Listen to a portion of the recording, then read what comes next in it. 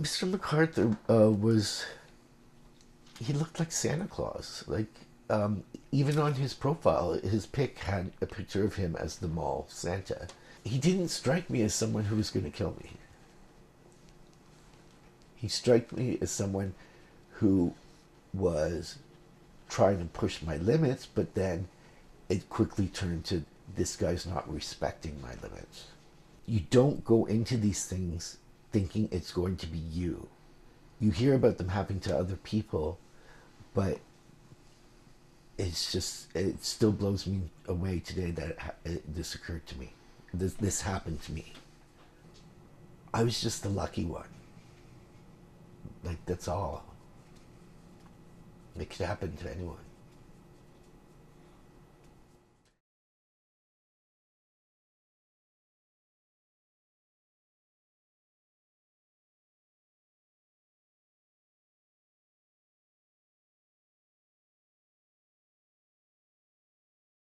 I first became aware of Bruce McArthur.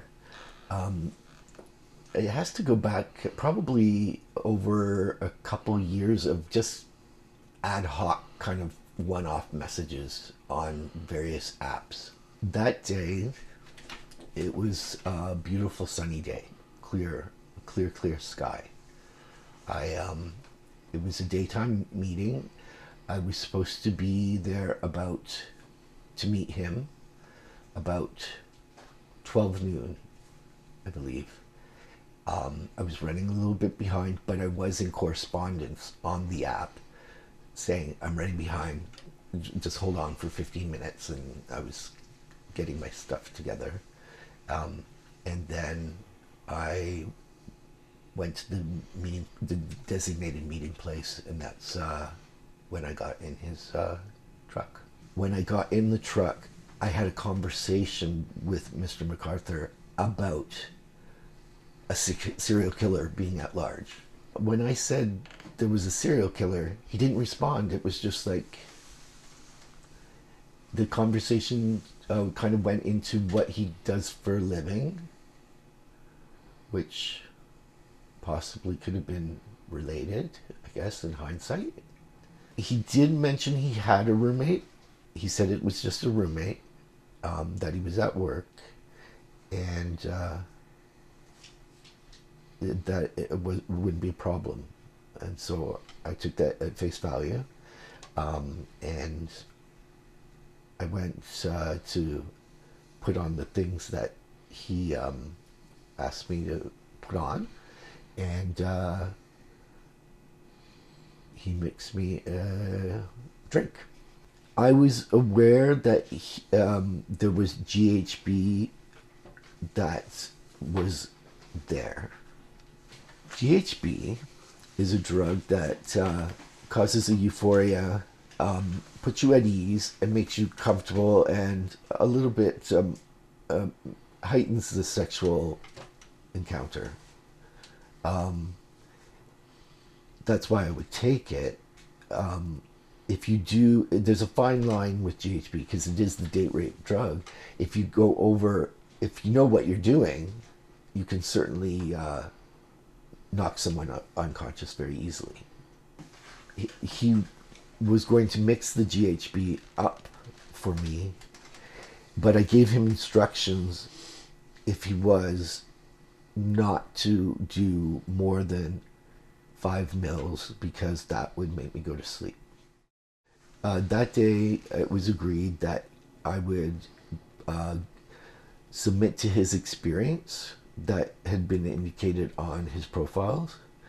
His big things, as I know them, were he liked to find submissives, find their buttons that he could push, find what their edge was, yes, and then push them over it. The fear that I started to feel uncomfortable that day for the first time was I couldn't breathe. I have memories of not being able to catch my breath throughout the beginning, early on, and that made me uncomfortable and put the first red flag up that I wanted to go home, because he wasn't, I felt, respecting my limits. The shortness of breath was from specific acts he was doing to me. He was basically raping my throat. He was cutting off my airway. And I was physically to the point where I was just giving panic, and I was panicked. But in that type of play, there's some expectation of trying to find that area where it's close to the edge. But at that point, that's the only memory I have from it, is that just this overall, I couldn't breathe. How was he cutting off your airway? Like I said, like with his penis, with his hands, with his body weight sitting on my chest. When you play with someone in the proper environment, it's built on safe, sane, and consensual, and there's safe words, and he wasn't giving into the indicators that I was not being able to catch my breath. And at this point, I'd started to sweat quite a bit, which for me would be an indicator that I was drugged strong, more, I had a larger dose than what I would have noticed normally. When I started to feel uncomfortable, I think at that point, that may have been the point where it was too late for me to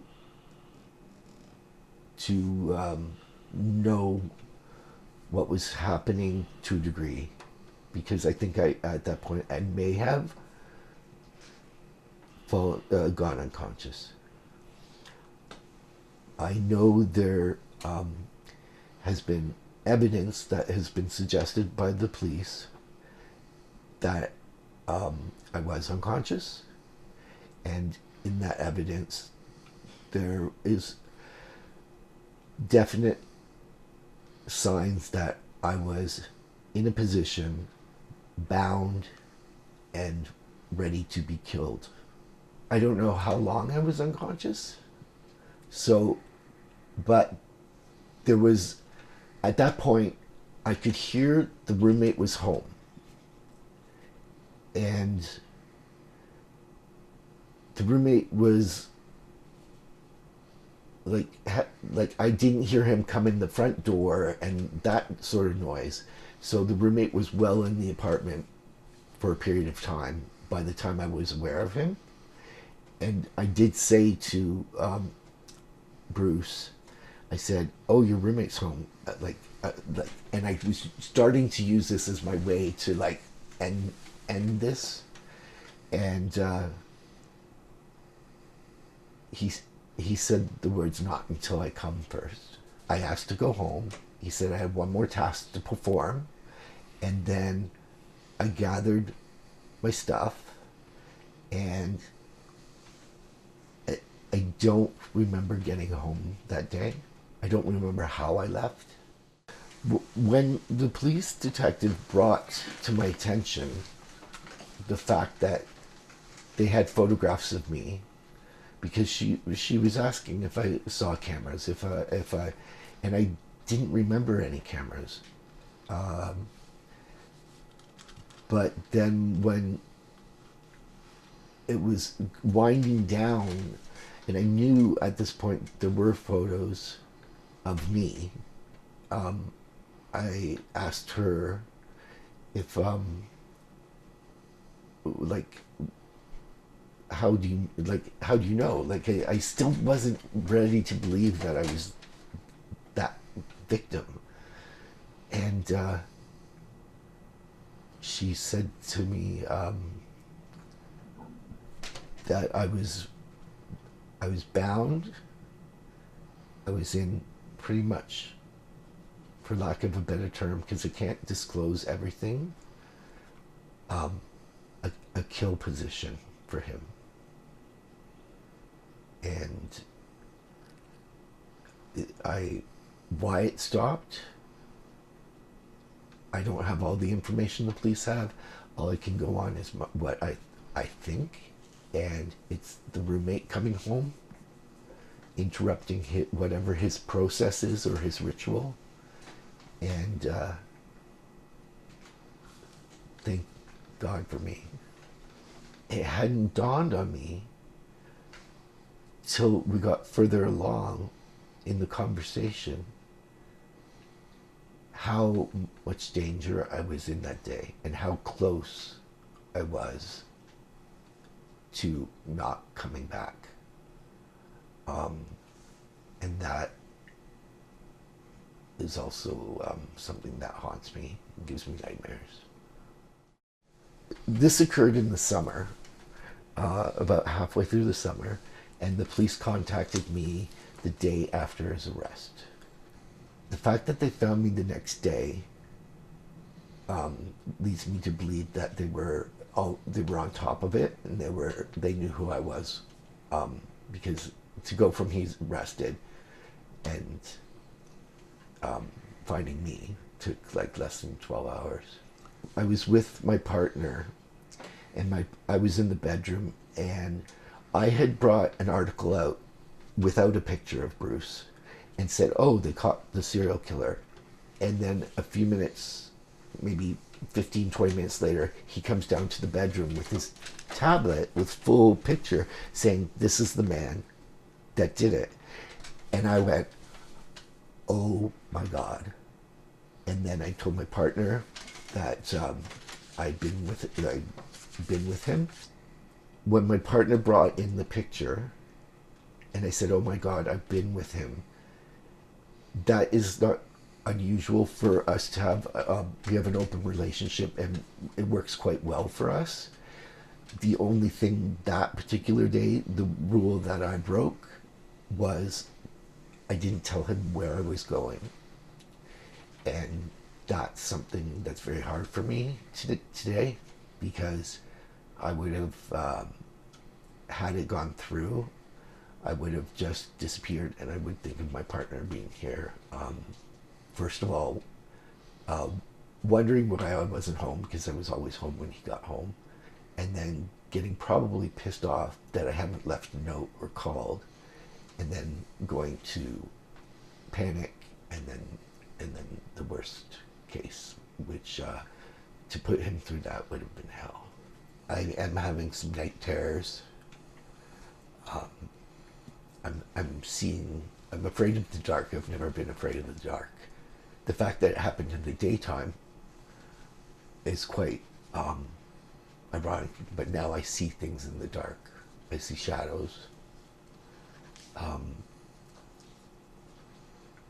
My counselor told me it's to be expected. I've been through something traumatic, and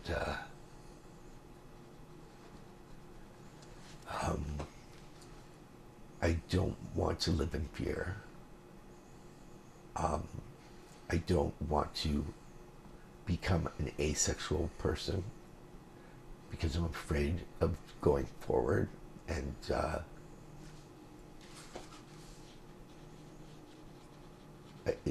if he kills those personality traits in me, he's won for me.